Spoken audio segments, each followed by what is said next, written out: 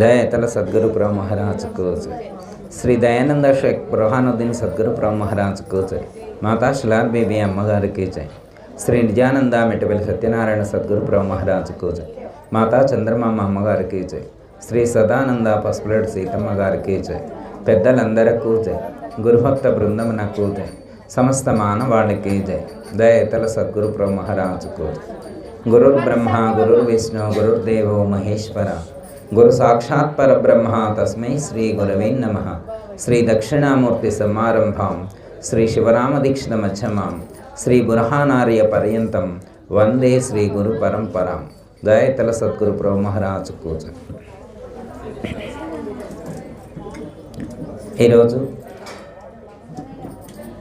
మద్గురు సార్వభౌములు మరియు మా యొక్క పితృదేవులైనటువంటి అచల సద్గురు సార్వభౌములు శ్రీ శ్రీ శ్రీ నిజానంద మెట్టపల్లి సత్యనారాయణ రాజయ్య గారి యొక్క పుట్టినరోజును పురస్కరించుకొని ఈరోజు ఇక్కడ గురు పూజా కార్యక్రమాన్ని ఏర్పాటు చేయటం అనేటువంటిది జరిగింది. అయితే మామూలుగా వారి పూర్వకాలంలో డేట్ ఆఫ్ బర్త్లు రాసేవాళ్ళు కాదు. కాకపోతేనంటే మా నాన్నగారిది సర్టిఫికెట్ ఉందన్నమాట. ఆర్ఎంపీ డాక్టర్ చేశారు. ఆ సర్టిఫికెట్ మీద 1925 అని ఉంది. ఆ సర్టిఫికెట్ను బేస్ చేసుకొని అక్కడ ఉన్నటువంటి డేట్ను ఆధారం చేసుకొని ఈరోజు మనం ఈ యొక్క పుట్టినరోజు జరుపుకోవడం అనేటువంటిది జరుగుతుంది. ఇప్పటికీ ఈ సంవత్సరం 100 సంవత్సరాలు పూర్తవుతుంది అని మనకు అనిపించింది అనమాట. 1925 అంటే ఇప్పుడు 2025 కాబట్టి 100 సంవత్సరాలు. ఈ సందర్భంగా మరి ఇక్కడ హరిబాబు గారి ఇంట్లో ఈ యొక్క పూజా కార్యక్రమాన్ని ఏర్పాటు చేయడం అనేటువంటిది జరిగింది. అయితే మొట్టమొదట హరిబాబు గారి యొక్క మేనమామ గారు మంచాల కోటేశ్వరరావు గారు ఉన్నారు. వారింట్లో చేద్దామనుకున్నాం. అయితే వారు ఏమన్నారంటే ఇప్పుడు కొంచెం అనుకూలంగా లేదయ్యా, నెక్స్ట్ టైం చేద్దాము, మరి ఇప్పుడు ఇక్కడ హరిబాబు వాళ్ళ ఇంట్లో ఈసారి చేద్దామని చెప్పి కోటేశ్వరరావు గారు మంచాల పద్మ గారు చెప్తే వారి యొక్క ఆలోచనను అనుసరించి హరిబాబు గారింట్లో ఈ యొక్క పూజా కార్యక్రమాన్ని ఏర్పాటు చేయటం అనేటువంటిది జరిగింది. అయితే ఏమిటిది అనేటువంటి ఒక ప్రశ్న వస్తుంది. అర్థమైందమ్మా? మామూలుగా మనం పుట్టినరోజులు ఎన్నో చూస్తూ ఉంటాం, బర్త్డే సెలబ్రేషన్స్ చేసుకుంటూ ఉంటాం. కానీ అక్కడ చేసేటువంటి సెలబ్రేషన్కి ఇక్కడ మనం బర్త్డే సెలబ్రేషన్ చూసినప్పుడు ఒక డిఫరెన్స్ అనేటువంటిది మనకు కనిపిస్తుంది. ఏంటి, ఒక గురువు గారు జన్మిస్తే ఏంటి ఉపయోగం అంటే, బర్త్డే అంటే ఈ లోకంలో ఒకళ్ళు జన్మిస్తే ఈ లోకానికి ఉపయోగపడేట్లుగా ఉండాలి. ఈ లోకానికి ఉపయోగపడేట్లుగా ఉండాలి. ఈ చాలామంది ఈ ప్రపంచంలో ఇప్పుడు ఎన్ని కోట్ల మంది ఉన్నారు? దాదాపు ఒక 400-500 కోట్ల మంది ఉన్నారు ఈ ప్రపంచంలో. మరి ఇన్ని కోట్ల మంది ఈ ప్రపంచంలో పుడితే ఇన్ని కోట్ల మంది వల్ల ఈ ప్రపంచానికి ఎంత మేలు జరిగింది అంటే ఏం చెప్తాం? అంటే అందరి వల్ల మేలు జరుగుద్దా అంటే, ఎవరైతే ఈ ప్రపంచం బాగుండాలి అనేటువంటి తలంపుతోటి ప్రపంచం యొక్క శ్రేయస్సు కోసం ప్రయత్నిస్తారో వాళ్ళ వల్ల ఉపయోగం ఉంటుంది. అర్థమైందమ్మా? ఇప్పుడు చాలామంది ఏంటంటే ఈ ప్రపంచానికి ఏదైనా మేలు చేయాలి అనేటువంటి తలంపు ఉండాలి మనిషికి. మరి అది ఎవరికి వస్తుంది? అందరికీ వస్తుందా? అందరికీ రాదు. ఏ కొద్ది మందికో వస్తుంది. మనం వీధిలో వెళ్తూ ఉన్నామనుకోండి, మనకు తెలిసిన వాళ్ళే చాలామంది ఉంటారు. ఉంటారు. ఎవరైనా కానీ ఒక మంచి పని చేద్దామనే వాళ్ళు ఎంతమంది కనిపిస్తారు మనకి? చాలామంది అనుకుంటారు, ఏమండి మంచి పనులు చేయాలంటే డబ్బులు కావాలంటారు. మంచి పనులు చేయాలంటే డబ్బులు కావాలండి, ఫౌండేషన్ ఉండాలా, లేకపోతే చారిటీస్ ఉండాలా, అట్లయితే మంచి పనులు చేయొచ్చు అంటారు. మంచి పని చేయడానికి డబ్బులు కావాలా? డబ్బులు లేకుండా చేయాల్సిన మంచి పనులు కూడా చాలా ఉన్నాయి. డబ్బు లేకుండా చేసే మంచి పనుల్లో ఒకటి చెప్తా. మన ఇంటి ముందు ఒక విత్తనం ఏదైనా నాటి, అది మామిడి విత్తనం కానీ లేకపోతే వేప విత్తనం కానీ ఒకటి నాటి రోజు ఒక చెంబెడు నీళ్ళు పోస్తే చాలు. మనం కోపం వచ్చినప్పుడు 2-3 జగ్గులు ఇట్లా ఇసిరి పోస్తాం కదా నీళ్ళు, అలా ఆ 2-3 చెంబులు అలా కోపం వచ్చినప్పుడు ఇసిరి పోసే అయినా చెట్టు కాడ పోస్తే చెట్టు పెరుగుద్ది. మరి చెట్టు పెరిగితే మాకేంటి గురువుగారు లాభం అంట? చెట్టు పెరిగితే మనొక్కళ్ళకే లాభం కాదు, ఆ చెట్టు లోకంలో ఉన్నటువంటి కార్బన్ డైఆక్సైడ్ని తీసుకొని ఆక్సిజన్ని విడుదల చేస్తాయి, ప్రాణవాయువుని విడుదల చేస్తాయి. అంటే ఒక చెట్టు నాటడం ద్వారా ఈ ప్రపంచంలో ఎంతో అధికమైనటువంటి ఆక్సిజన్ని మనం ఇవ్వగలుగుతాం. అంటే మరి ఆ గాలి మనం ఒక్కడమే పీల్చుకుంటామా? ఆ వీధిలో వెళ్ళేవాళ్ళు వచ్చేవాళ్ళు అందరూ పీల్చుకుంటారా, పీల్చుకోరా? అంటే ఒక చెట్టు నాటడం వల్ల మనకి మేలు కలుగుతుంది, మన చుట్టూ ఉండేటువంటి వాళ్ళకు కూడా మేలు కలుగుతుంది. అలాగే మహాత్ములైనటువంటి వారు ఈ లోకంలో జన్మిస్తే అది ఒక ఫెస్టివల్ సెలబ్రేషన్, అది ఒక పండుగ, అది ఒక పర్వదినం. ఎందుకంటే మహాత్ములు జన్మించిందే లోక కళ్యాణం కోసం, లోకాన్ని ఉద్ధరించడం కోసమే మహాత్ములు అవతరిస్తారు. అలాంటి అవతార పురుషుల్లో అంటే అంటారు కదా, కాకి పిల్ల కాకికి ముద్ద అంటారు, అంతేనమ్మా? కాకి పిల్ల కాకికి ముద్దు. అలా మా గురువు గారు మాకెక్కువ, మా గురువు గారు మాకెక్కువ, మా గురువు గారు మాకు దేవుడితో సమానం. మిగతా వాళ్ళకి ఎట్లుంటే నాకేం సంబంధం? మాకేం సంబంధం లేదు. మా గురువు మాకు దైవంతో సమానం. గురుర్ బ్రహ్మ గురుర్ విష్ణు గురుర్దేవో మహేశ్వర గురు సాక్షాత్ పరబ్రహ్మ తస్మై శ్రీ గురవే నమః. గురువు అంటేనే బ్రహ్మ విష్ణు మహేశ్వరుడి కంటే అధికమైనటువంటి సాక్షాత్ పరబ్రహ్మ స్వరూపంతో ఘనంగా కీర్తించారు గురుగీతలో స్కాంద పురాణులు. అర్థమైందమ్మా? అంటే ఒక గురువు వల్ల ఈ లోకానికి ఎంతో మేలు జరుగుతుంది. అందుకే మనం ఇంతకుముందు కూడా చాలాసార్లు చెప్పుకున్నాం, ఈ లోకంలో 2 సందర్భాల్లో మనం పండగ చేసుకుంటాం. సెలబ్రేషన్ ఎప్పుడు చేసుకుంటాం? 2 సందర్భాల్లో చేసుకుంటాం. ఒకటి మేము అడుగుతాం, అది ఏ సందర్భమో మీరు చెప్పాలన్నమాట. అర్థమైందమ్మా? కృష్ణాష్టమి సెలబ్రేషన్ ఎందుకు చేస్తారమ్మా? అంటే కృష్ణుడు పుడితే మనకి సెలబ్రేషన్. ఓకే. వినాయక చవితి ఎందుకు సెలబ్రేట్ చేస్తాం? వినాయకుడు పుట్టాడా ఏంటి అమ్మ? వినాయకుడు పుడితేనే కదా వినాయక చవితి. అంటే వినాయకుడు పుడితే మనకి పండగ, శ్రీకృష్ణుడు పుడితే మనకి పండగ. సుబ్రహ్మణ్య షష్ఠి, సుబ్రహ్మణ్య స్వామి పుడితే మనకి పండగ. ఓకే. అంటే పండగలు ఎందుకు చేసుకుంటాం? మహాత్ములు పుడితే, దేవతలు జన్మిస్తే మనకు పండగ. ఇంకా 2-3 సందర్భాలు ఉంటాయి. ఇప్పుడు దీపావళి పండగ, అప్పుడు ఎవరు పుట్టారని పండగ చేసుకుంటున్నాం మనం? పుట్టలేదమ్మా ఆ రోజు. ఎవరు పోయారా? ఎవరైనా? అమ్మయ్య, ఎవరో పోయారంట. దీపావళి పండుగ రోజున ఎవరు పోయారని మనం పండగ చేసుకుంటున్నాం? అంటే ఒక రాక్షసుడు మరణిస్తే మనకి పండగ. దసరా పండగ ఎందుకు చేసుకుంటాం? రాక్షస సంహారం జరిగింది. మహిషాసుర మర్ధని, మహిషాసురుడు అనేటువంటి రాక్షసుని అమ్మవారు సంహరించారు కనుక మనకి పండగ. ఈ లోకంలో రాక్షసులు మరణిస్తే పండగ, దేవతలు అవతరిస్తే పండగ. ఓకే అమ్మ. ఈరోజు మరి ఇక్కడ ఎందుకు ఈ పండగ వాతావరణం అంటే, ఇక్కడ కూడా ఒక మహాత్ముడు అవతరించినటువంటి సందర్భంగా ఏ రోజు మనం ఈ యొక్క పండగ చేసుకోవటం అనేటువంటిది జరుగుతుంది.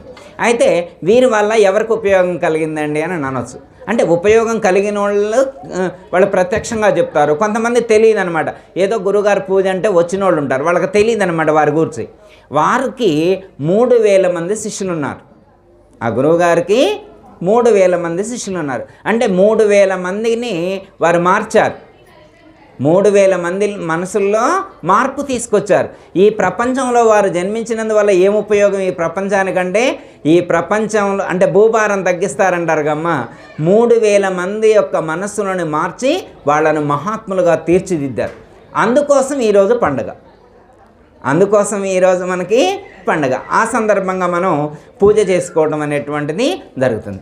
చాలామందికి మనకు అనిపిస్తుంది, ఏందండి పూజ అంటే దేవుడు ఫోటోలు పెట్టాలిగా, మనుషులు ఫోటోలు పెట్టి పూజ చేస్తున్నారేంటి అనిపిస్తుంది. అవునా కాదా? పూజ అంటే ఎవరు చేయాలా? దేవుడు ఫోటోలు పెట్టి చేయాలా. మరి ఇక్కడ దేవుళ్ళు ఉన్నారా? కృష్ణుడు ఫోటో పక్కకు పెట్టారు, మనుషులు ఫోటోలు ఎదురుకు పెట్టారు. మనుషులకు పూజ చేయడం ఏంటి అనిపిదా? అంటే మనిషి అనుకుంటే యద్భావం తద్భవతి. మనం ఏ దృక్కోణం చూస్తే అదే మనకు కనిపిస్తూ ఉంటుందన్నమాట. మనకు ఒక పద్యం ఉంటుందన్నమాట. ఉప్పు కప్పు రంగు ఒక్క పోలిక నుండు చూడ చూడ రుచుల జాడవేరు పురుషులందు పుణ్య పురుషులు వేరయ్య విశ్వదావిరామ విరమ. పద్యం వచ్చుకమ్మ మనకి చిన్నప్పుడు చదువుకోవాలి, 3వ తరగతిలోనే చదువుకున్నాను నేనైతే. ఉప్పు కప్పు రంగు ఒక్క పోలిక నుండు. ఉప్పు ఎట్లుంటుంది? నల్లగా ఉంటుంది. అవునా? మీ ఊర్లో ఉప్పు ఎట్లుంటుంది? తెల్లగా ఉంటుంది. ఉప్పు ఎట్లుంటుంది? తెల్లగా ఉంటుంది. కర్పూరం ఎట్లుంటుందమ్మా? కర్పూరం అది కూడా తెల్లగానే ఉంటుందా? అంటే ఉప్పు కర్పూరం రెండు ఒకే విధంగా ఉంటుంది.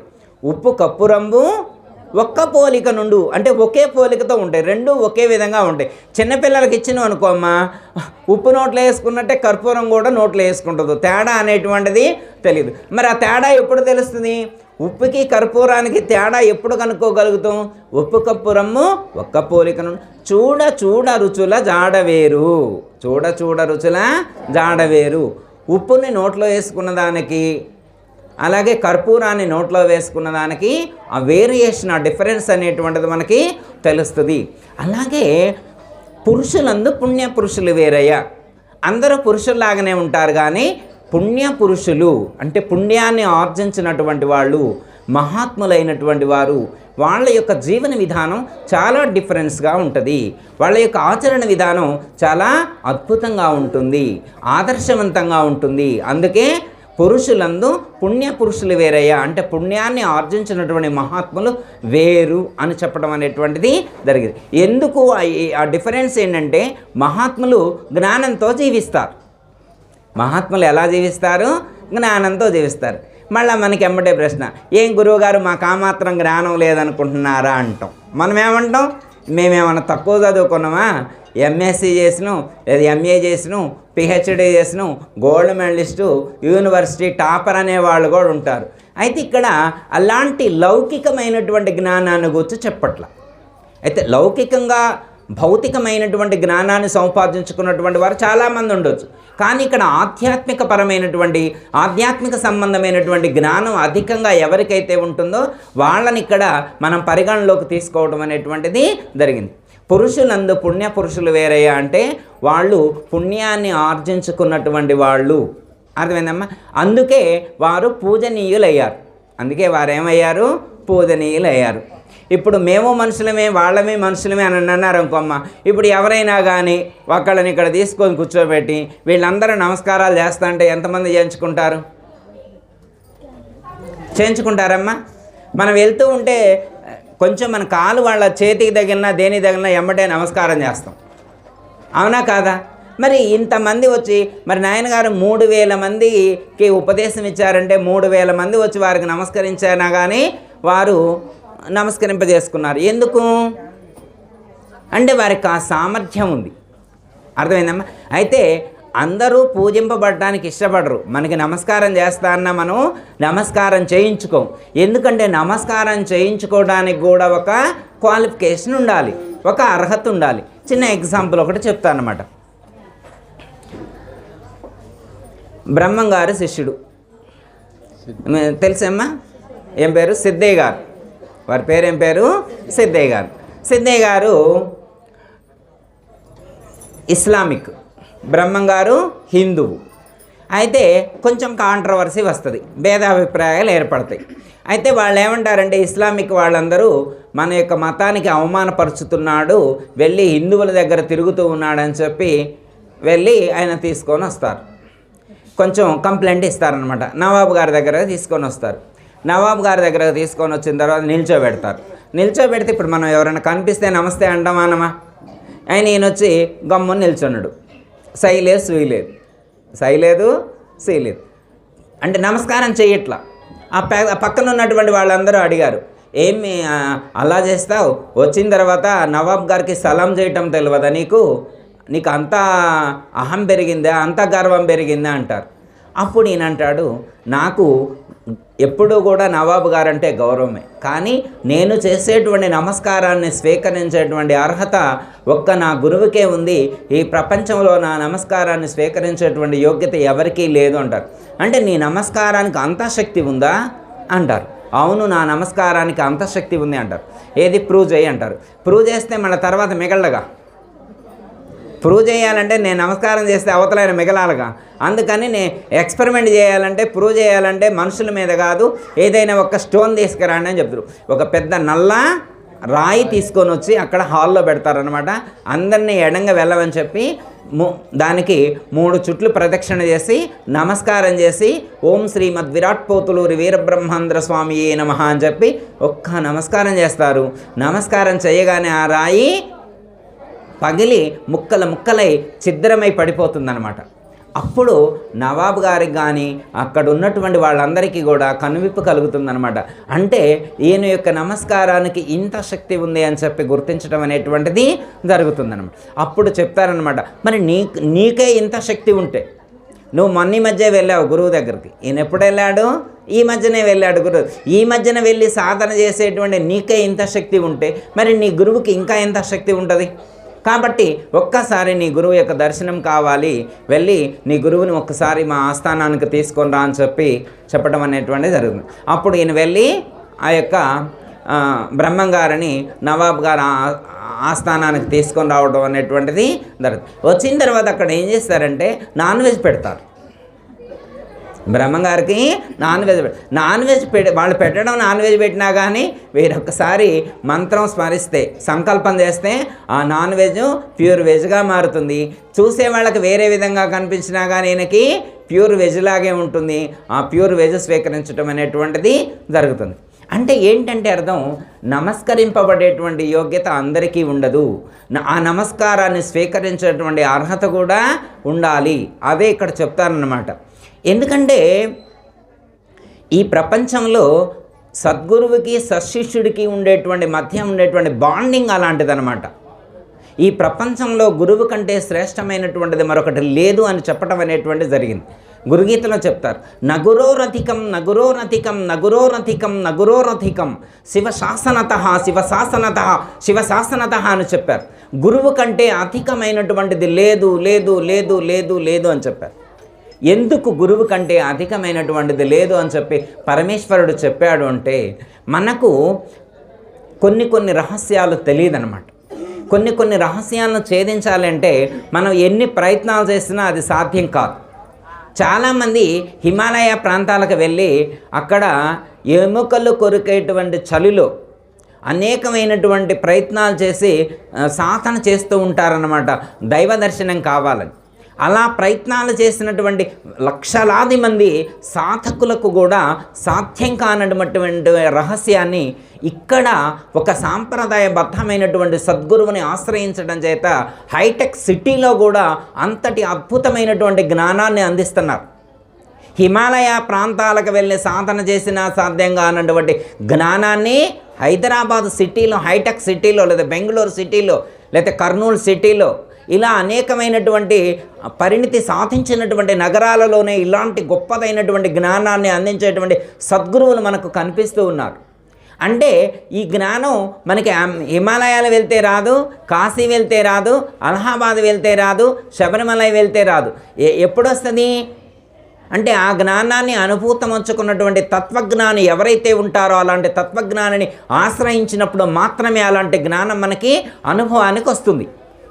భగవద్గీతలో 4వ అధ్యాయంలో శ్రీకృష్ణ పరమాత్మ ఒక మాట చెప్తారు, తద్విద్ది ప్రణిపాతేన పరిప్రశ్నేన సేవయ ఉపదేక్షంతి తే జ్ఞానం జ్ఞానినః తత్వదర్శినః అన్నారు. అర్థమైందమ్మా? తద్విద్ది ప్రణిపాతేన పరిప్రశ్నేన సేవయ ఉపదేక్షంతి తే జ్ఞానం జ్ఞానినః తత్వదర్శినః అన్నారు. అంటే ఎవరైతే తత్వదర్శిభిః అన్నారు ఇక్కడ. అర్థమైందమ్మా? పరమాత్మ వాడినటువంటి పదం ఎంత అద్భుతమైనటువంటిదంటే అది సామాన్యులకు అర్థమయ్యేటువంటిది కాదు. తత్వదర్శిభిః అన్నారు. తత్వదర్శిభిః అంటే తత్వాన్ని అనుభూతమనర్చుకున్నటువంటి వారు.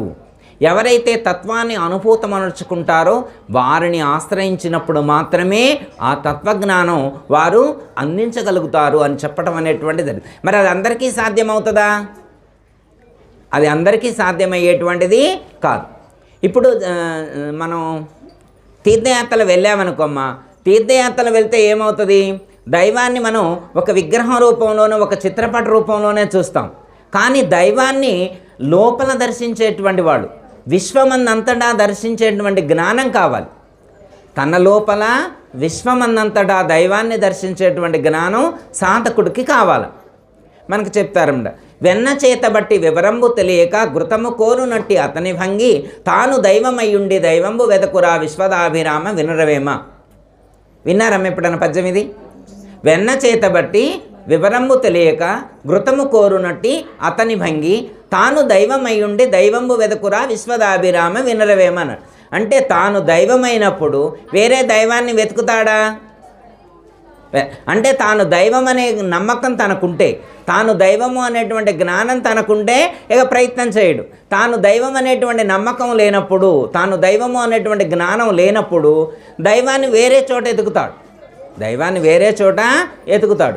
ఇందు గలడందు లేడను సందేహము వలదు, చక్రి సర్వోపగతుడు, ఎందెందు వెతికి చూసిన అందందేగలడు దానవాగ్నుడని వెంటే అని చెప్పి ప్రహ్లాదుడు చెప్పాడు. అంటే ఎందులో వెతికితే అందులో కనిపిస్తాడని చెప్పారు. మనకి కనపడుతున్నారా? ఇప్పుడు కుర్చీని చూసామనుకోండి, దేవుళ్ళ కనపడుతున్నాడా? కుర్చీలాగానే కనిపిస్తుంది, లైట్ అలాగనే కనిపిస్తుంది, మనుషుల్లాగానే కనిపిస్తున్నారు. మరి దేవుడు ఎక్కడ కనపడుతున్నాడు? అంతటా దేవుడు ఉన్నాడని శాస్త్రాల్లో చెబితే, మనకి మనుషుల్లాగా, వస్తువులాగా, పదార్థాలాగా కనిపిస్తే ఇక దైవం ఎవరికి కనిపిస్తారు? దైవాన్ని దర్శించిన వారెవరు? అంటే తాను దైవమయ్యుండి, తాను దైవము అనేటువంటి సత్యాన్ని ఎవరైతే తెలుసుకుంటారో వారు మాత్రమే సర్వములో దైవాన్ని దర్శించగలుగుతారు. ఇప్పుడు గురువు దగ్గరకు వెళ్తే కలిగే ప్రయోజనం ఏంటి అమ్మ? మనం గురువు దగ్గరకు వెళ్తే కలిగే ప్రయోజనం ఏంటంటే వారు దైవాన్ని దర్శించి ఉన్నారు. గురువుగారు ఏం చేశారు? దైవాన్ని దర్శించి ఉన్నారు. వారిని ఆశ్రయించినటువంటి వారికి దైవాన్ని దర్శింపజేస్తారు. అర్థమే? తనలోన వెలుపల ఘనదైవం ఉండగా, అంటే తనకు లోపల బయట దైవమే ఉంటే ఇంక నువ్వు ఎక్కడ ఎతుకుతావు? లోపల వెలుపల సర్వత్రా దైవాన్ని దర్శించినటువంటి వాడు ఇంకెక్కడికి పోనవసరం లేదు, ఇంకెక్కడా ప్రయత్నం చేయాల్సినటువంటి అవసరం లేదు. ఎంతమంది ఉన్నారు ప్రయత్నం చేయవలసిన అవసరం లేదని చెప్పి? ఎంతమంది అలాంటి స్థిరత్వం కలిగి ఉన్నారు? నిన్న కూడా గుడికాడ ఒక మాట అనుకున్నాం. మనకి పూజ చేసేప్పుడు మంత్రపుష్పం చెప్తారు. పూజ చేసేప్పుడు ఏంటి? మంత్రపుష్పం చెప్తారు. మంత్రపుష్పం అంటే గుళ్ళో అయ్యగారు ఏం చేస్తారు? పూజ మొత్తం అయిపోయాక ఇంటికి పోయేప్పుడు అందరు నిల్చోబెట్టి చేతిలో తలా ఒక పుష్పం పెట్టి మంత్రపుష్పం చదువుతారు, మంత్రాలు చదువుతారు.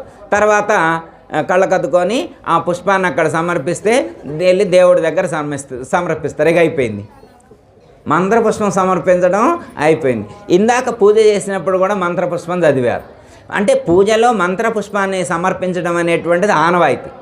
కానీ మంత్రపుష్పం చదవడం అంటే పుష్పాన్ని సమర్పించడం కాదని అర్థం.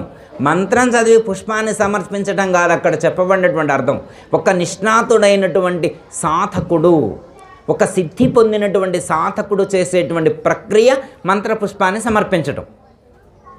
ఎట్లా అంటే సపోజ్ ఉదాహరణకి మనకి ఫంక్షన్కి వెళ్ళాలా, క్యాబులు బుక్ కావట్లేదు. అప్పుడు ఏం చేసాం? మంచిగా పక్కన వాళ్ళకి కారు ఎవరికైతే ఉందో వడ్డాణం ధనలక్ష్మి గారు వారిని అడిగి, అక్కయ్య గారు మీ కారు ఇవ్వండి అని అడిగినాం. అడిగితే అయ్యగారు తీసుకెళ్ళండి అన్నారు. ఇప్పుడు అక్కయ్య గారు వాళ్ళు కారు తీసుకెళ్ళినాం. మరి తీసుకెళ్ళిన తర్వాత ఎంతసేపు ఉంచుకుంటాం? ఫంక్షన్కి వెళ్ళినాం, మళ్ళీ ఇంటికి వచ్చినాం. కారు బాగుంది, కారు భలేగుందిలే అని చెప్పి ఉంచుకుంటామా? ఉంచుకుంటే ఏమంటారు? అయ్యగారు మరి కారు తీసుకురాలేదంటారు. 2-3 రోజులు అయిన తర్వాత అడుగుతారా? అడుగుతారు. అప్పుడేం చేస్తాం మనం? అయ్యో వాళ్ళ కారు కదా ఇదని చెప్పి వాళ్ళ కారు వాళ్ళకి ఇస్తాం. అసలు అంత దాకా తెచ్చుకోమనుకోండి, మన అవసరం తీరగానే కారు వాళ్ళకి ఇచ్చేస్తాం. అవునా కాదా? మనకి కారు అవసరమైనప్పుడు కారు వారి బదులు తీసుకున్నాం, మళ్ళీ వారి కారు వాళ్ళకి ఇచ్చేసినాం. ఇదే కదా. అలాగే మరి గురువుగారి దగ్గర మంత్రోపదేశం ఎందుకు చేస్తారు? గురువుగారు మంత్రాన్ని ఎందుకు ఇస్తారు అంటే కారుతో మనకు ఎలా అవసరం ఉందో మంత్రంతో కూడా మనకు ఒక అవసరం ఉంది. మంత్రంతో ఉండే అవసరం ఏంటి? ఇదేంది గురువుగారు డబ్బులతో అవసరం ఉందంటే మాకు అర్థమైంది తప్ప, ఒక ఇల్లు కావాలంటే ఓకే ఒప్పుకుంటాం, ఒక ఫోన్ కావాలంటే ఓకే, ఒక కారు కావాలంటే ఓకే, ఒక నెక్లెస్ కావాలంటే ఓకే, ఒక చెప్పులు కావాలంటే ఓకే, ఇవన్నీ ఓకే. కానీ మంత్రంతో మాకేం పని గురువుగారు అంటే మంత్రం యొక్క అవసరం ఉందని తెలియని వాళ్ళు కూడా చాలామంది ఉన్నారు ఈ లోకంలో. మంత్రం వల్ల కలిగే ప్రయోజనం ఏంటో కూడా తెలుసుకున్నటువంటి వాళ్ళు లోకంలో చాలామంది ఉన్నారా లేదా? ఉన్నారు.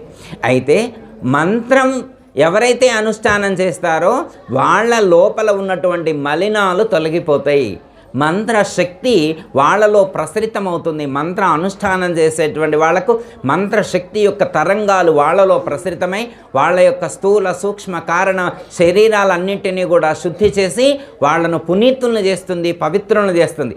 అందుకోసం మంత్రోపదేశం పొందడం అనేటువంటిది జరుగుతుంది. ఇక్కడ మంత్రోపదేశం దేనికోసం అంటే జన్మరహితాన్ని పొందాలనుకున్నటువంటి వాళ్ళు, లేకపోతే మనకు అర్థమయ్యేటువంటి టెర్మినాలజీలో చెప్పుకోవాలంటే మోక్షాన్ని పొందాలనుకునేటువంటి వాళ్ళు మంత్రాన్ని పొందుతారు. మెయిన్ అయితే లక్ష్యం అయితే మంత్రాన్ని పొందవలసినటువంటి అవసరం ఏంటంటే మోక్షాన్ని పొందాలనుకునేటువంటి వాళ్ళకే మంత్రం. ఇప్పుడు మరి మోక్షం కోసమే మంత్రం చదివే వాళ్ళు ఉన్నారా?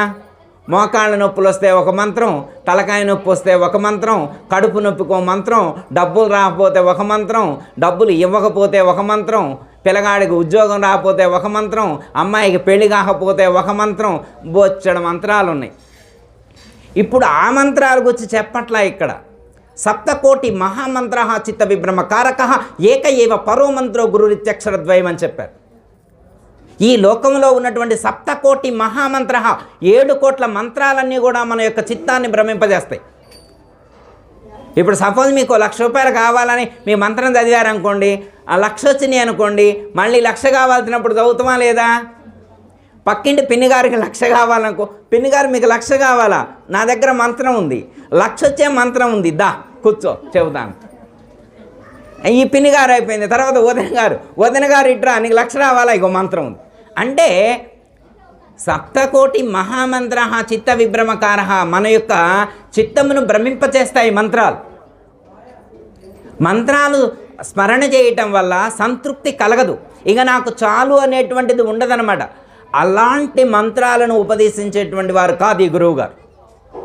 ఈ గురువుగారు అలాంటి మంత్రాలను ఉపదేశించేటువంటి వారు కాదు.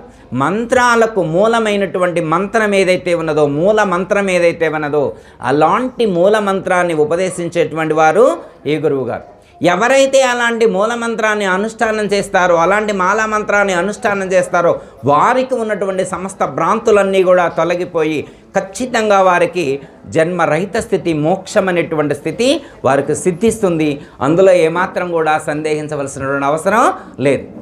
అందుకే మా గురువుగారు చెప్తారు, సద్గురు మంత్ర స్మరణము ఎప్పుడు స్మరించావేవో మనస, సద్గురు మంత్ర స్మరణము ఎప్పుడు స్మరించావేవో మనస, నిరతము మరువక నిలకడగలిగే, నిరతము మరువక నిలకడగలిగే, గురి గలిగుండవే ఓ మనస, గురి గలిగుండవే ఓ మనస, సద్గురు మంత్ర స్మరణము ఎప్పుడు స్మరించావే ఓ మనస.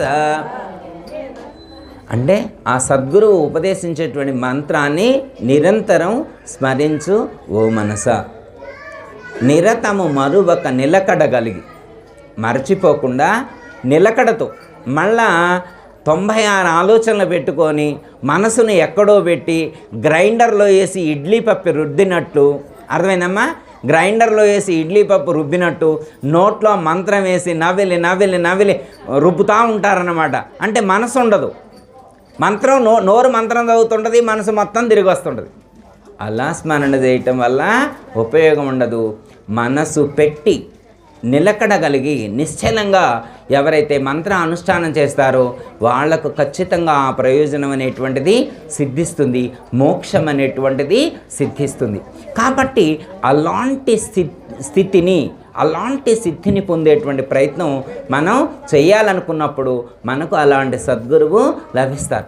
ఎందుకంటే ఈ లోకంలో గురువు కూడా తేలిగ్గా దొరకరు. చాలామంది అనుకుంటారు ఎట్లా అంటే పిండి కొద్దీ రొట్టె అంటారు, పిండి కొద్దీ రొట్టె. అట్లాగే పుణ్యం కొద్దీ పురుషుడు, పిండి కొద్దీ రొట్టె, పుణ్యం కొద్దీ పురుషుడు. అలాగే సంస్కారాన్ని బట్టి సద్గురు. సద్గురువు ఎవరికి లభిస్తారు అంటే సంస్కారవంతులకే సద్గురువు లభిస్తారు. నాకైతే మంచి సంస్కారం ఉందని నేను అనుకుంటున్నా, అందుకే మంచి గురువు గారు నాకు దొరికారు. అర్థమైందమ్మా? మీకు కూడా మంచి సంస్కారం ఉందని నేను అనుకుంటున్నా. ఎందుకంటే మంచి సంస్కారం ఉంది కాబట్టి ఈ గురువు గారి పూజకు వచ్చారు. అవునా కాదా? అందరం ఇక్కడికి వచ్చిన మనమందరం కూడా ఒకే కేటగిరీకి సంబంధించినటువంటి వాళ్ళం కాబట్టి ఇంత మంచి గురువు గారి యొక్క పూజకు మనం వచ్చేటువంటి ప్రయత్నం చేసాం, రాగలిగాం. అర్థమైందమ్మా? ఎందుకంటే ఈ ప్రపంచంలో చాలామంది ఋషులు, యోగులు, మహాత్ములు ఉన్నప్పటికీ కూడా ఒక సద్గురువు ద్వారా మాత్రమే మంత్రోపదేశాన్ని పొందాలని శాస్త్రం చెప్పింది. ఎందుకంటే నారదుడు ఒకసారి బ్రహ్మలోకం వెళ్తాడు, అక్కడ సరైనటువంటి గౌరవం లభించదు. తర్వాత విష్ణులోకం వెళ్తాడు, అక్కడ కూడా సరైనటువంటి గౌరవం లభించదు. కైలాసం వెళ్తాడు, అక్కడ కూడా సరైనటువంటి గౌరవం లభించదు. ఎందుకంటే నేను గొప్పవాణ్ణి అనేటువంటి ఆలోచనలోనే ఉన్నాడు, నేను త్రిలోక సంచారిని, ఎటైనా వెళ్ళగలను అంటూ ఉంటాడు, కానీ సరైనటువంటి గౌరవం లభించదు. ఎందుకంటే తను గురుముఖతః బ్రహ్మోపదేశాన్ని పొందలేదు, మంత్రోపదేశాన్ని పొందలేదు. ఏ శిష్యుడైతే, ఏ సాధకుడైతే సద్గురువు ముఖతః బ్రహ్మోపదేశాన్ని పొందుతాడో, మంత్రోపదేశాన్ని పొందుతాడో వారు మాత్రమే అలాంటి గొప్పదైనటువంటి స్థితిని పొందుతారు. వాళ్ళకు మాత్రమే గొప్ప ఆ గౌరవం, పురస్కారం అనేటువంటిది లభిస్తుంది అని చెప్పడం అనేటువంటిది జరిగింది. అంటే మంత్రోపదేశాన్ని పొందడం అంటే ఎలాంటిది అంటే, ఇప్పుడు మనకి నోట్లు కనిపిస్తాయి కమ్మ, డూప్లికేట్ నోటుకి, ఒరిజినల్ నోటుకి రెండు ఒకే విధంగా ఉంటాయి. డూప్లికేట్, ఒరిజినల్ రెండు ఒకే విధంగా ఉంటాయి. కానీ డూప్లికేట్ నోట్లు కొన్ని బ్యాంకులకు వెళ్తే కొంతమంది కొంచెం నాలెడ్జ్ ఎక్కువ ఉన్న వాళ్ళు పట్టేస్తారు, అవి చెల్లవన్నమాట. డూప్లికేట్ నోట్లు చెల్లవన్నమాట. కానీ అదే ఒరిజినల్ నోటు ఎక్కడికి పోయినా చెల్లిద్ది, ఏ దేశం వెళ్ళినా చెల్లిద్ది, ఏ మారుమూల ప్రాంతం వెళ్ళినా చెల్లిద్ది, అది బాగా నలిపేసినా చెల్లిద్ది. అర్థమైందమ్మా? డూప్లికేట్ నోటు నిగనిగలాడే తీసుకెళ్ళినా చెల్లదు. అదే ఒరిజినల్ నోటు నలిపి స్క్రబ్ చేసి తీసుకెళ్ళినా కానీ ఎవరైనా తీసుకుంటారు, దాని విలువ అనేటువంటిది మారదు. అలాగే ఉపదేశం తీసుకున్నటువంటి వాడికి ఉండేటువంటి ఆ వెయిటేజ్ అనేటువంటిది అలా ఉంటుంది అని మనకు చెప్పడం అనేటువంటిది జరిగింది. అయితే వాళ్ళ గురువు గారు ముస్లిం శ్రీ దయానంద షేక్ బుర్హానుద్దీన్ గారు. మాది వైష్ణవ సాంప్రదాయం. మా ఇంట్లో మా నాయనమ్మ గారు, మా తాతయ్య గారు నిలువుబొట్టు పెట్టుకునేటువంటి వాళ్ళు, చక్రాంతాలు వేయించుకున్నారు. మంచి పూజ చేయకుండా మంచినీళ్ళు కూడా తాగరు. మా నాయనమ్మ గారు కానీ మా తాతయ్య గారు కానీ చాలా నిష్ఠ ఎక్కువ అన్నమాట. మా ఇంట్లో బయటికి వెళ్ళొస్తే బట్టలు బయటే ఇప్పి టవల్ కట్టుకొని లోపలికి వచ్చి స్నానం చేసి మళ్ళీ డ్రెస్ వేరే వేసుకోవాలి, అంత స్ట్రిక్ట్గా ఉండేది మా చిన్నప్పుడు. మరి అలాంటిది మా నాయనగారు ఒక ముస్లిం గురువు గారి దగ్గరికి వెళ్ళి ఉపదేశం తీసుకున్నారు. ఎలా సాధ్యం? అర్థమైందమ్మా? అసలు ముస్లిం దగ్గరికి వెళ్తారా ఎవరైనా? ఇంత వైష్ణవ సాంప్రదాయంలో జన్మించినటువంటి గురువు గారు వెళ్తారా? వెళ్ళరు. అయితే మా నాన్నగారు కూడా చిన్నప్పుడు వాళ్ళ ఫ్రెండ్ ఒక ఆయన గారు ఉంటే వారు ఏమన్నారంటే, ఇట్లా నేను ఉపదేశం తీసుకుంటున్నానని అంటారన్నమాట. ఎక్కడంటే వేరే వైష్ణవ సాంప్రదాయం గురువుగారే, మా ఊరికి దగ్గరలో జగ్గేపేట దగ్గరలో వత్సవాయిల్లో ఉంటారనమాట గురువుగారు, కందాడ రాఘవాచార్యులు గారని. ఆ గురువుగారి దగ్గర ఉపదేశం తీసుకుందాం అనుకుంటారు. మా నాన్నగారు ఫ్రెండ్ కలిసి, ఆ గురువు గారి దగ్గర కాదు, మా గురువు గారు ఉన్నారు బుర్హానుద్దీన్ గారు, వారు అద్భుతంగా జ్ఞానాన్ని అందిస్తారంటే, వారు ముస్లిం కదా, వారు ఎలా చెప్తారండి? వారు కూడా భగవద్గీత చెప్తారు. వారు ముస్లిం అయి ఉండి భగవద్గీతను పట్టుకొని ఊరూరు తిరిగి, ఇంటింటికి తిరిగి భగవద్గీతను ప్రచారం చేశారు, భగవద్గీతలో ఉన్నటువంటి జ్ఞానాన్ని అందించారు. అంతటి మహాత్ములు వారు. అర్థమైందమ్మా? అలాంటి గురువుగారు మా గురువుగారు. ఒక్కసారి నువ్వు దర్శించుకో. ఆ గురువుగారిని చూసిన తర్వాత ఇక నాకు అవసరం లేదనిపిస్తే నువ్వు నీ ఇష్టం, ఏ సాంప్రదాయంలోనే చేరు, నాకు సంబంధం లేదన్నారు. సరే గురువుగారు వచ్చినప్పుడు చెప్పు, నేను వస్తా అన్నారు. ఒకసారి గురువుగారు వచ్చారంట. గురువుగారు వచ్చారని చెప్తే మా నాన్నగారు వెళ్ళారనమాట. గురువుగారు ఇలా మంచం వేస్తుంటే మంచంలో కూర్చొని ఉన్నారు. శిష్యులు కొంతమంది కింద కూర్చున్నారు. వీళ్ళు భగవద్గీత చదువుతున్నారు. గురువుగారు అందులో ఉన్న అర్థాలు చెప్తూ ఉన్నారనమాట. మా నాన్నగారు వెళ్తూ ఉంటే దూరంగా ఉండి చూస్తే గురువుగారిని చూసి మనసులో ఒక స్పందన కలిగింది. వారిని చూడగానే, ఫస్ట్ టైం చూడగానే అనిపించింది అనమాట, ఖచ్చితంగా నేను ఈ జీవితం ఈ గురువు గారికి అంకితం అనుకున్నారు. డైరెక్ట్గా చెప్పలే, వారితోటి మనసులో అనుకున్నారు. నన్ను తరింపచేసే గురువు వీరే అని చెప్పి మనసులో అనుకున్నారు.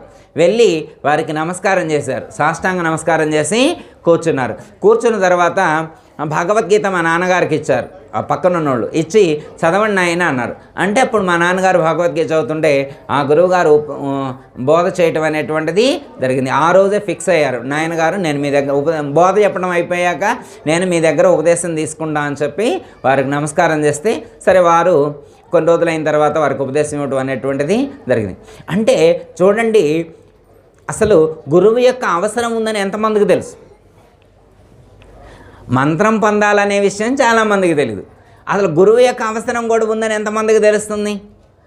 అంటే ఒక ఆధ్యాత్మిక మార్గంలో ప్రయాణం చేసేటువంటి వాళ్లకు ఒక ఆధ్యాత్మికపరమైనటువంటి సందేహాలు కానీ సంశయాలు కానీ కలిగినప్పుడు వాటిని నివృత్తి చేసుకోవాలి అనేటువంటి తలంపు ఉన్నప్పుడు వాళ్ళు సద్గ్రంథాలను పఠించడం కానీ సద్గురువులను అన్వేషించడం కానీ జరుగుతుందన్నమాట.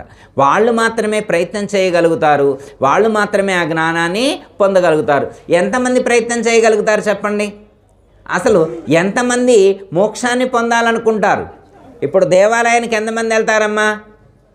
పండగ వచ్చిందంటే ఎంతమంది వెళ్తారు? మొన్న ముక్కోటి ఏకాదశి గుళ్ళు పట్టినయా అమ్మ? ముక్కోటి ఏకాదశి రోజు నేను గుడి పట్టిందా? పట్టలేదు అన్నమాట. క్యూలు అన్నమాట, కిలోమీటర్ల క్యూ ఉంది. ఇప్పుడు వాళ్ళందరూ ఉత్తర ద్వారంలో వెళ్ళి దేవుణ్ణి దర్శించారా లేదా? మరి ఉత్తర ద్వారంలో దేవుణ్ణి దర్శించితే మోక్షం వచ్చిద్దా రాదా? అంటే మరి మోక్షం ఒకసారి రావాలా, సంవత్సరం రావాలా మనకి? అమ్మ ఇప్పుడు మోక్షం రావాలా, మోక్షం అనేది ఒక్కసారి రావాలా? ఏ సంవత్సరానికి ఆ సంవత్సరానికే ఉంటుందా, లేకపోతే ఏ పండగ మోక్షం ఆ పండగే ఉంటుందా? అమ్మ మనకి ముందు ఒక అవగాహన ఉండాలి కదా. మోక్షం అనేది ఎన్నిసార్లు రావాలి, ఎవరికి రావాలి? మరి ఈ సంవత్సరం ముక్కోడి ఏకాదశి వెళ్ళిను, ఉత్తర ద్వార దర్శనం అయిపోయింది, మోక్షం వచ్చిందా రాలేదా? మోక్షం వస్తే ఉత్తర ద్వార దర్శనం జరిగినప్పుడు ఉత్తర ద్వారంలో వెళ్ళి భగవంతుని దర్శించుకున్నప్పుడు మనకు మోక్షం వస్తే మళ్ళీ మనం ట్రై చేస్తామా? సపోజ్ ఇప్పుడే ఇక్కడ మంచిగా లంచ్ అయిపోయిందమ్మా, ఫుల్గా తినేసా నేనైతే. ఇప్పుడు తిన్న తర్వాత మళ్ళీ తీసుకొచ్చి భక్షాలు 2 తినండి, బజ్జీలు 2 తినండి అంటే తింటానా? అదే ఖాళీ లేదు లోపల అంటాం, లోపల ఖాళీ లేదు అంటాం. నేనైతే అంట ఒకవేళ ఇందాకేమైనా బిజీగా ఉందని తక్కువ తినేవాళ్ళు ఎవరైనా ఉంటే మళ్ళీ తినొచ్చు, అబ్జెక్షన్ ఏం లేదమ్మా. ఇందా తక్కువ తిన్నవాళ్ళు బిజీగా ఉందని ఇప్పుడు తినొచ్చు, ఓకే. ఆల్రెడీ ఫుల్గా తిన్నటువంటి వాళ్ళు మళ్ళీ తినవలసిన అవసరం లేదు కదా. అలాగే ఉత్తర ద్వారంలో వెళ్ళి దైవాన్ని దర్శించుకున్నప్పుడు మోక్షం వస్తే మళ్ళీ గుడికి వెళ్ళాల్సిన అవసరం లేదుగా. మళ్ళీ నీకు దేవుడితో ఏం పని? మోక్షం ఎన్నిసార్లు పొందుతావు? గంటకు పొందుతావా? ఏ వారం మోక్షం ఆ వారమేనా? ఏ పండగ మోక్షం ఆ పండగకే ఉంటుందా? ఇట్లుంటుందా మోక్షం?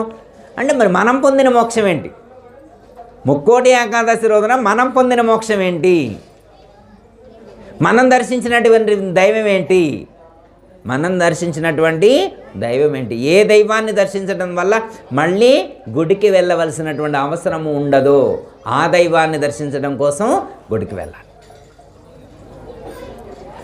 అంటే అమ్మా ఇక్కడ మన పెద్దలు కానీ శాస్త్రాల్లో కానీ మహాత్ములు కానీ వాళ్ళు చెప్పేటువంటిది ఏంటంటే సత్యాన్ని దర్శించాలి అని చెప్పారు. అంటే మనకు తేలిగ్గా మొత్తం తెలిసినట్టే ఉంటుంది కానీ ఏం తెలియదు అన్నమాట. తెలిసినట్టే ఉంటుంది కానీ ఏమీ తెలియదు. ఇప్పుడు దేహో దేవాలయో ప్రోక్తో జీవో దేవో సనాతన అన్నారు.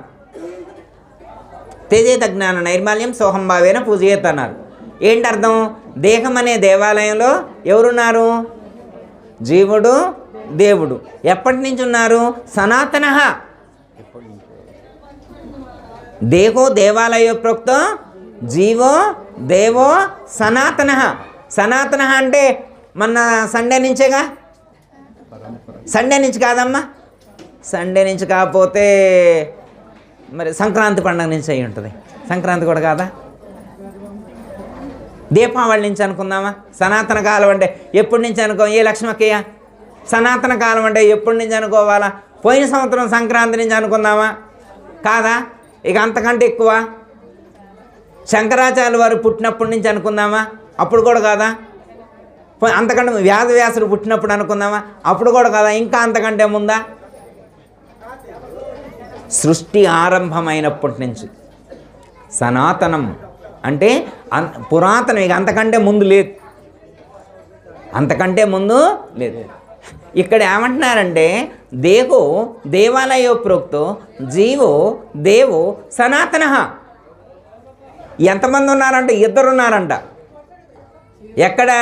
దేహం అనే దేవాలయంలో జీవుడు దేవుడు సనాతన కాలం నుంచి ఉన్నారంట. అమ్మయ్య, అది మనకు సంబంధించింది కాదులే, అది మనకు సంబంధించినది కాదు. ఎందుకంటే దేహం అనే దేవాలయం ఉన్నోళ్ళకి సంబంధించింది. మనకు ఉత్త దేహం ఏముంటే దేవాలయం మనకాడిది? మనకేమన్నా దేవాలయం ఉంటే పైన ఏమన్నా గోపురం ఉందమ్మా మనకి? ఏ లక్ష్మకి మనకేమన్నా గోపురాలు ఉన్నాయా పైన? ఇప్పుడు దేవాలయం అంటే పైన గోపురం ఉండాలిగా. ఏ పద్మకయ్య, పైన మనకి ఏమైనా కిరీటాలు కానీ ఏమైనా ఉన్నాయా? పైన ఏమైనా గోపురాలు ఉన్నాయా? ఏమి లేవే. అయితే అది మనకి సంబంధించింది కాదు. అది దేవాలయం ఎవరైనా కట్టుకోవాలా. ఎవరైనా మంచి ఎక్స్పర్ట్స్ని పిలిపించుకొని పక్కన దేవాలయం షేపులో కట్టించుకొని నడుస్తూ ఉంటే అదిగో దేహము దేవాలయం రెండు కలిసి వస్తానే అనాలా. అట్లా అయి ఉంటుందా? అట్లా కాదా? మరి ఇంకెట్టయి ఉంటుంది? దీని గురించి అయితే కాదుగా వాళ్ళు చెప్పింది, ఆ బుక్కులో చెప్పింది. దేహం ఇదేనా? ఇదే భలే ఉంది. దీన్ని దేవాలయం అని చెప్పారు. ఈ శరీరాన్ని దేవాలయం అని చెప్పారు. చెప్పితే చెప్పారు.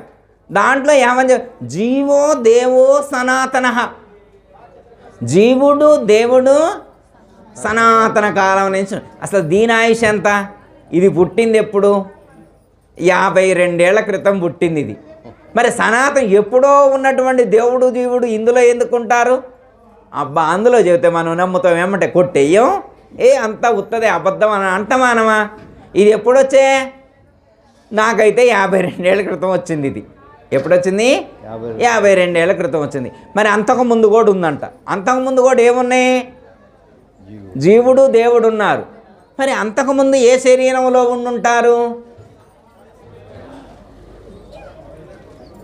లింగ శరీరమందు అంటారు. దాన్ని ఏమంటారు?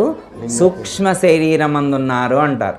సూక్ష్మ శరీరం మొత్తం దీంట్లోకి వచ్చి ఇన్స్టాల్ చేయబడింది. ఆ సూక్ష్మ శరీరంలో కారణ శరీరం ఇంకొకటి ఉంటుంది. దాని లోపల మహాకారణ శరీరం అని ఇంకొకటి ఉంటుంది అన్నమాట. అందులో ఉంటారు ఇద్దరు. ఎవరు? జీవుడు. ఇప్పుడు అమ్మయ్య, ఆ సెట్టు తీసుకొచ్చి ఇందులో పెట్టారంట. ఆ సంచి తీసుకొచ్చి ఈ సంచిలో పెట్టారు. అర్థమైందమ్మా? దీన్ని 5 సంచుల సంచి అంటారు. అర్థమైందమ్మా? 5 తొడుగుల సంచి అని అంటారు. పంచకోశాలు అంటారు. అన్నమయ, ప్రాణమయ, మనోమయ, విజ్ఞానమయ, ఆనందమయ. ఇంకో కోశం చెప్తే హిరణ్మయ. సరే, అది కొంతమంది చెప్పరు. షట్కోశాలు అంటారు, లేదా పంచకోశాలు అంటారు. 5 వేసుకుందాం మనం. ఎన్ని? 5. ఇందులో 2 ఉన్నారంట. ఎవరు? జీవుడు దేవుడు. అమ్మయ్య, క్లారిటీ వచ్చింది. 2ని పట్టుకోవాలి మనం. 2ని పట్టుకోవాలి. ఎక్కడ ఉన్నారు వాళ్ళు? ఇందులో ఉన్నారు. ఈ దేహం అనే దేవాలయంలో జీవుడు దేవుడు సనాతన కాలం నుంచి ఉన్నారన్నారు. ఇవి సరే ఎగ్జాంపుల్ అమ్మా. సపోజు మన ఇంటికి ఒక 2 చుట్టాలు వచ్చారనుకోమ్మ. మనం సినిమాకి పోయినప్పుడు 2 చుట్టాలు వచ్చారు. వాళ్ళు బెడ్రూమ్లో పడుకున్నారనుకోమ్మ. మన అమ్మగారే వాళ్ళకి టిఫిన్ పెట్టడం ఇవన్నీ ఏర్పాటు చేశారు. తర్వాత మనకి కనిపించరా వాళ్ళు? మధ్యాహ్నం తర్వాత సాయంత్రము రేపో ఎల్లుండో 2-3 రోజులు అయిన తర్వాత కనిపిస్తారా లేదా? చుట్టాలు వచ్చి ఇంట్లో ఉన్నప్పుడు ఒక పూట కాకపోతే ఒక పూట, ఒక రోజు కాకపోతే ఒక రోజైనా కనిపిస్తారా లేదా? కనిపించరామ్మ మీకు? కనిపించరుగా. రోజు తాళం పెట్టరుగా అమ్మ రూమ్లో పెట్టి. ఎప్పుడన్నా ఒకసారి బయటకు వస్తారుగా, నేను కూడా ఉన్నా అంటాడు కదా. టీవీ చూసేప్పుడు, టీ తాగేప్పుడు, టిఫిన్ చేసేప్పుడు, భోజనం చేసేప్పుడు, పండు తినేప్పుడు, ఎప్పుడో ఒకసారి నేను కూడా ఉన్నా అంటాడు. చుట్టం లోపల ఉంటే బయటకు వస్తారు. ఏ రూమ్లో ఉన్నా బయటకు వస్తారు. ఏ వాణక్కయ్య వస్తారా? రాడా? వస్తారు. వాణక్కయ్య కూడా ఒప్పుకుంది. చుట్టం లోపల ఉంటే బయటకు వస్తారు. చుట్టాల గురించి ఎక్కువ తెలుసు అక్కయ్యకి, అందుకని. ఓకే, ఇప్పుడు అయిపోయింది. అయితే ఇప్పుడు ఇందులో 2 ఉంటే మరి ఒక్కసారి ఆయన బయటకు వచ్చినట్టు మనకి తెలుస్తుందా? గురువుగారు మీకు తెలియ ఇట్లా మన సినిమాకి పోయినప్పుడు లోపల 2 బయటకు వచ్చి కనపడ్డారండి ఒక ఆయన. అబ్బా, భలే కనపడ్డారు. అమ్మ, ఇందులో 2 ఉన్నట్టు తెలుస్తుందా లేదా మీకు? వెంకటేశ్వర స్వామి గుడికాడికి పోయినప్పుడు 2 కనపడాలి మీకు. కనపడ్డారా? కనపడ. శివాలయానికి పోయినప్పుడు, అక్కడ కూడా సుబ్రహ్మణ్య స్వామి టెంపుల్కి వెళ్ళినప్పుడు, శ్రీరామచంద్రమూర్తి టెంపుల్కి 2 కనపడలేదా లోపల? అయ్యో అదేంది మరి? లోపల ఉన్నప్పుడు 2 కనపడాలి కదా. ఇప్పుడు ఇందులో అదే రాశారుగా, జీవో దేవో సనాతన. జీవుడు దేవుడు 2 ఉన్నారని చెప్పారు. మరి 2 ఉంటే కనపడాలి కదా. బొక్కలో అబద్ధం రాస్తారు గురువుగారు. గురువుగారులు అంటే డబ్బులు ఉంటాయి కాబట్టి కొనుక్కొని చదువుకుంటారు, మాకు చెబుతుంటారు, మేము వినాలా? ఏం చేస్తాం? అట్లుంటుందా? 2 ఉంటారా లోపల? ఇది దేవాలయమా? ఇందులో దేవుడు ఉన్నాడా? బాలేగుందిలే గురువుగారు, ఇంకా నయం, ఇది కదిలే దేవాలయం అంటున్నారు మీరు. ఇది కదిలే దేవాలయమా? ఇందులో చూసే దేవుడు ఉన్నాడు. శాస్త్రం ఏమని చెప్తుంది? ఇందులో వినే దేవుడు ఉన్నాడు, చూసే దేవుడున్నాడు, వాసన ఎరిగే దేవుడున్నాడు, మాట్లాడే దేవుడున్నాడు, తినే దేవుడున్నాడు. అర్థమైందా? మరి తినే దేవుడికి పెట్టకుండా, చూసే దేవుడిని చూడకుండా, వినే దేవుడితో మాట్లాడకుండా మరి నువ్వు ఎవరితో మాట్లాడుతున్నావు? ఎక్కడికి వెళ్తున్నావు? అంటే మన ప్రయత్నం ఏంటి? మనం ఎక్కడికి వెళ్తున్నాం? ఏం చేస్తున్నాం? ఇది గమనించుకోవాలి. కాశీపురము గయ, కాళహస్తి ప్రయాగ, మంగళగిరి మంచి తుంగభద్ర, కంచి శ్రీశైలంబు, కడు జగన్నాథంబు, ద్వారకా మధురలు, ధర్మపురియు, దివ్య స్థలంబులన్నీ తిరిగినప్పటికైనా పలుకునా దేవుడు పలుకడేమి, పలికి బోధించడి పరమ సద్గురు చేరి అయ్య నా గతి చెప్పుమని అడగలేక మాయ విభ్రాంతిలో చెంది మనుజులంతా జనన మరణము లేనట్టి జాడగనరు, వాసనము వాడపల్లి ఆగదాస వినుత విమల సుగుణ ప్రకాశ శ్రీ వెంకటేశ అని చెప్పారు. అర్థమైందమ్మా? మాట్లాడే దైవాన్ని దర్శించలేక దైవం తనకంటే వేరుగా ఉన్నాడు అనేటువంటి ఆలోచనతో ఈ ప్రపంచంలో ఉన్నటువంటి చాలామంది ప్రయత్నం చేస్తూ సరైనటువంటి లక్ష్యాన్ని చేరుకోలేకపోతున్నారు. ఈ యొక్క తత్వ రహస్యాన్ని తెలిపేటువంటి సద్గురువుని ఆశ్రయించి ఆ రహస్యాన్ని చెప్పమని అడిగితే వారు చెబితే ఆ లక్ష్యాన్ని వారు చేరుకుంటారు. అర్థమైందమ్మా? ఈరోజు శ్రీ శ్రీ శ్రీ నిజానంద మెట్టపల్లి సత్యనారాయణ రాజయోగి గారు వారి గురువు గారి దగ్గర చేరి ఈ యొక్క బ్రహ్మజ్ఞానాన్ని పొందటం అనేటువంటిది జరిగింది. బ్రహ్మజ్ఞానాన్ని పొందటం ద్వారా వారే కాదు, వారిని ఆశ్రయించినటువంటి వేలాది మందికి ఇలాంటి తత్వజ్ఞానాన్ని అందించటం అనేటువంటిది జరిగింది. ఎందుకంటే జ్ఞానం కలగాలి అంటే శిష్యుడు సేవ చేయాలి. ఏ సాధకుడైతే సేవ చేస్తాడో, ఏ సాధకుడైతే నమ్మకంతో గురువును ఆశ్రయిస్తాడో, గురువును అనుసరిస్తాడో, అనునయిస్తాడో అట్టి వారికి మాత్రమే ఇంతటి విలువైనటువంటి జ్ఞానం అనేటువంటిది ప్రాప్తిస్తుంది. అంటే ఆ జ్ఞానాన్ని విలువగా భావించగలగాలన్నమాట. ఎప్పుడు విలువగా భావిస్తాడు అంటే ఆ జ్ఞానం విలువైనటువంటిదని తెలిసినప్పుడు. మరి అందరికీ తెలుస్తుందా ఆ విలువ? ఇప్పుడు వజ్రం యొక్క విలువ అందరికీ తెలుస్తుందా? వజ్రం యొక్క విలువ అందరికీ తెలియదు. ఆ వజ్రం యొక్క విలువ ఆ యొక్క డైమండ్ జ్యువెలరీకి సంబంధించినటువంటి లేదా డైమండ్ వ్యాపారికి మాత్రమే ఎలా తెలుస్తుందో అలాగే గురువు చెప్పేటువంటి ఆ యొక్క జ్ఞానం అనేటువంటిది ఆ విలువైనటువంటి అర్హత కలిగినటువంటి సాధకుడికే తెలుస్తుంది తప్ప ఇది అందరికీ అర్థమయ్యేటువంటిది కాదు, ఇది అందరికీ తెలియబడేటువంటిది కాదు. ఇప్పుడు ఎట్లా అంటే స్వామి వివేకానంద దైవ దర్శనం కోసం తిరుగుతూ ఉన్నాడు. కాషాయ వస్త్రాలు ధరించినటువంటి ప్రతి ఒక్కరి దగ్గరకు వెళ్ళి అడిగేవాడు, మీరు దైవాన్ని దర్శించారా, నాకు దర్శింపజేస్తారా? ఇట్లా అడుగుతూ ఉంటే ఎంత లెక్క వెళ్ళినా ఎవరి దగ్గరకు వెళ్ళినా కానీ మాకు తెలియదని చెప్పేవాళ్ళు. ఎవరన్నా అడిగినా కానీ దేవుడు అంటే గుడి చూపిస్తున్నారు, దేవుడు అంటే గుడి చూపిస్తున్నారు. గుడి సంగతి నాకు తెలుసు, గుళ్ళో ఉన్న దేవుణ్ణి నేను చూసే ఆ దేవుణ్ణి కాదు, నిజ దైవాన్ని. నాకు ఎలాంటి దైవం కావాలి? అందరూ క్యూలో వెళ్ళి అందరూ దర్శించేటువంటి దైవాన్ని కాదు నేను చూడాలనుకునేటువంటిది, మనం ప్రతిష్ఠించినటువంటి దైవాన్ని కాదు నేను చూడాలనుకునేటువంటిది, నిజమైనటువంటి దైవాన్ని నేను దర్శించాలనుకుంటున్నాను, ఎవరు దర్శింపజేస్తారో అని అడిగితే అప్పుడు ఒక మహాత్ముడు చెప్తాడు, నాయన నేనైతే దర్శించలేదు, నేనైతే నీకు దర్శింప చేయలేను, కానీ దర్శింపచేసేటువంటి సమర్థత కలిగి ఉన్నటువంటి వారు ఒకరున్నారు, వారిని నువ్వు ఆశ్రయించినట్టయితే వారు నీకు ఖచ్చితంగా దైవాన్ని దర్శింపజేస్తారు అని చెప్పారు. అప్పుడు వారు రామకృష్ణ పరమహంస యొక్క అడ్రస్ ఇస్తారు. రామకృష్ణ పరమహంస యొక్క అడ్రస్ ఇస్తే రామకృష్ణ పరమహంస దగ్గరకు వెళ్తూ ఉంటే అక్కడికి వెళ్ళిన తర్వాత దారి తెలుసుకోవడం కోసం పక్కన వాళ్ళని అడుగుతారనమాట, అయ్యా పలానా పరమహంస దగ్గరికి ఎలా వెళ్ళాలి అంటే వాళ్ళందరూ అంటారు, ఆయన దగ్గరకు నువ్వెందుకు వెళ్తావయ్యా, ఆయన ఒక పిచ్చోడు, ఆయనకి ఏం తెలియదు, ఎట్లా వెళ్తావు అంటాడు. అయినా పర్వాలేదు, ఈయనకి అప్పుడు స్ట్రాంగ్గా బిలీఫ్ అనిపించింది అనమాట. అందరూ పిచ్చోడు అంటున్నారంటే ఓకే పర్వాలే, ఈయన రైట్ అన్నట్టే. ఎందుకంటే మహాత్ముడిని లోకం మొత్తం పిచ్చోడు అంటారు, మహాత్ముడిని లోకం మొత్తం పిచ్చోడు, ఎందుకంటే వాళ్ళ యొక్క ఆచరణ అంత డిఫరెంట్గా ఉంటుంది.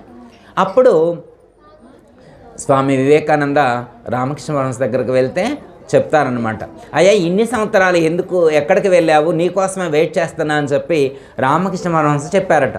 అంటే గురువు కూడా శిష్యుడి కోసం ఎదురు చూస్తూ ఉన్నారు, ఎప్పుడు వస్తాడు ఇలాంటి శిష్యుడని. అప్పుడు వెంటనే లోపలికి వెళ్ళగానే ఒకటే ప్రశ్న, అయ్యా మీరు దైవాన్ని దర్శించారా, నాకు దర్శింపజేస్తారా?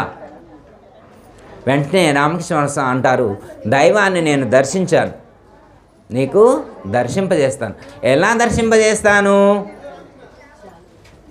మాయ చేసో మంత్రం చేసో ఇట్లా కాదు, నువ్వు నన్ను ఎలా చూస్తున్నావో దైవాన్ని నీకు అలా ప్రత్యక్షమయ్యేట్లుగా, నీకు ప్రత్యక్షంగా అనుభూతికి అందేట్లుగా నేను దైవాన్ని దర్శింపజేస్తాను అని చెప్పి రామకృష్ణ పరమహంస చెప్పడం అనేటువంటిది జరిగింది. ఆ రోజున ఒక మంచి ముహూర్తం తీసుకొని ఆ రోజున నీకు దైవ దర్శనం చేపిస్తా అన్నారు. ఒకరోజు రామకృష్ణ పరమహంస వివేకానంద స్వామిని నది కాడికి తీసుకెళ్తారు. నది కాడికి తీసుకెళ్ళిన తర్వాత, అయ్యా నీకు దైవాన్ని తెలుసుకోవాలనేటువంటి తలంపు ఉందని, బాగా ఉంది, అయితే రానాయన అని చెప్పి ఆ నీళ్లలో గట్టిగా ముంచుతురు, పైకి తీయట్లా గట్టిగా అదింపెట్టి ఉంచుతురు. తర్వాత కాసేపు అయిన తర్వాత తీస్తారు చెయ్యి, అప్పుడు పైకి లేస్తారు. లేచిన తర్వాత అని చెప్పి గాలి పీల్చుకుంటారు. గాలి పీల్చుకున్న తర్వాత, అయ్యా నువ్వు లోపల ఉన్నప్పుడు, నీళ్లలో లోపల ఉన్నప్పుడు నీకేమనిపించింది? లోపల ఉన్నప్పుడు నీకు ఏమనిపించింది? అయ్యా ప్రాణం పోయేట్టుంది, నువ్వు కనుక పైకి తీయకపోయినట్టయితే ఇంకా పైకే పోయేవాడిని అంటాడు. అయితే నువ్వు లోపల నీళ్ళల్లో ఉన్నప్పుడు పైకి రావాలి అనేటువంటి తలంపు ఎంత బలంగా ఉందో, పైకి రావాలి అనేటువంటి తపన నీకు ఎంత బలంగా ఉందో, దైవాన్ని తెలుసుకోవాలి అనేటువంటి తపన కూడా అంత బలంగా ఉంటే నీవు దైవాన్ని తెలుసుకోగలుగుతావు, లేకపోతే తెలుసుకోలేవు. చల్తిగాడు వచ్చిందారే వెళ్ళిపో అంటాడు. ఊరికనే దైవం ఊరికనే దర్శింపబడతాడా? పుస్తకం చదివితే దర్శింపబడతాడా? మంత్రం చదివితే దర్శింపబడతాడా? సినిమాల్లో చూపిస్తారన్నమాట, 3 గంటల్లోనే ఆయన పోయి కళ్ళు మూసుకొని కూర్చుంటాడు, ఎమ్మడే ఆయన కనపడతారు, ఉడుక్కున ఓడిపడతారు అన్నమాట దేవుడు. అట్లా ఉంటుంది ఆ సినిమాల్లో దర్శనం అన్నట్టు అవుతుంది ఆ దర్శనం అంటే. అలా అయ్యేటువంటిది ఎందుకంటే తపన బలంగా ఉండాలి. దైవాన్ని దర్శించాలి అనేటువంటి తపన ఎవరికి ఉంటుందో వాళ్ళు మాత్రమే తెలుసుకోగలుగుతారు. మనకి అంత తపన ఉందా? దైవాన్ని దర్శించాలి అనేటువంటి తపన మనకుందా? ఈగో అలేంది, దేవుణ్ణి తెలుసుకోవడం ఏంటి, ఇప్పుడు ఇది అవసరమా? మనకి అల్లందే ఉంది.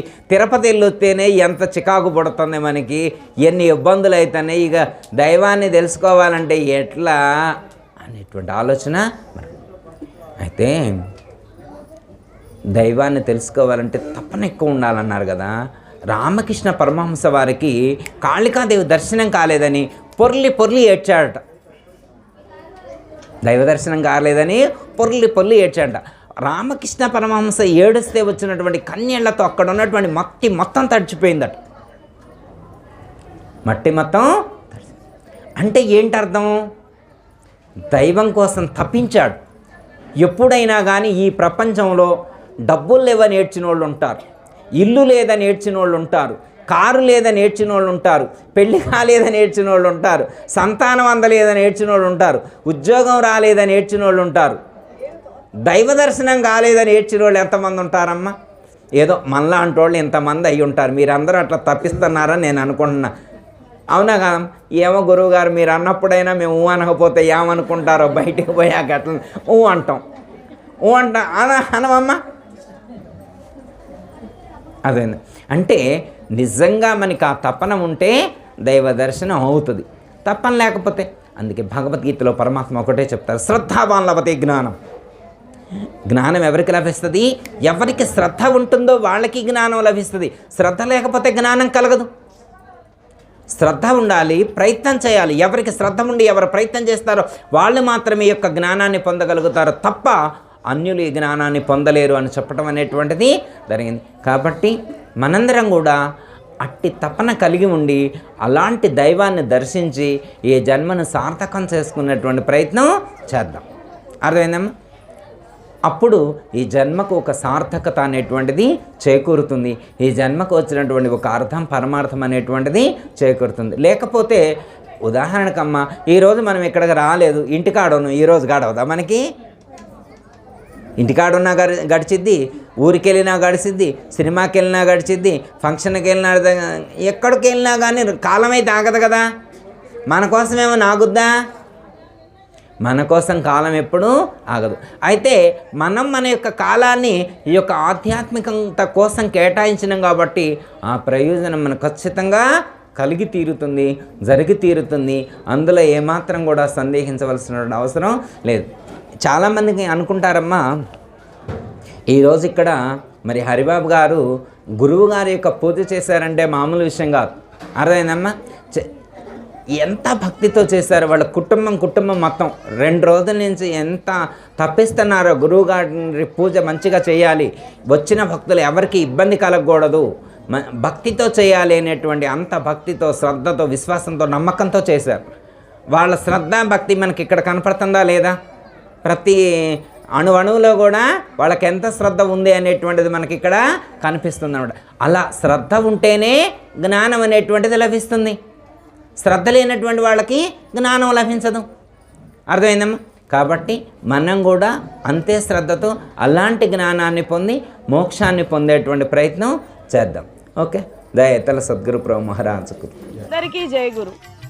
మరిన్ని ఆధ్యాత్మిక రహస్యాల కోసం అచల బోధ, ఆత్మబోధ, భగవద్గీత, అలాగే పండుగల్లో దాగిన అర్థాలు, అంతరార్థాల కోసం మరియు యోగము, ధ్యానము మొదలైన అనేక ఆధ్యాత్మిక తెలుగు ప్రవచనాల కోసం క్రింద ఉన్నటువంటి రెడ్ కలర్ సబ్స్క్రైబ్ బటన్ను క్లిక్ చేయండి. అలాగే ప్రక్కనే ఉన్నటువంటి గంట సింబల్ను నొక్కండి. అలాగే ఈ వీడియో మీకు నచ్చినట్లయితే లైక్ చేయండి మరియు షేర్ చేయండి. జై గురు.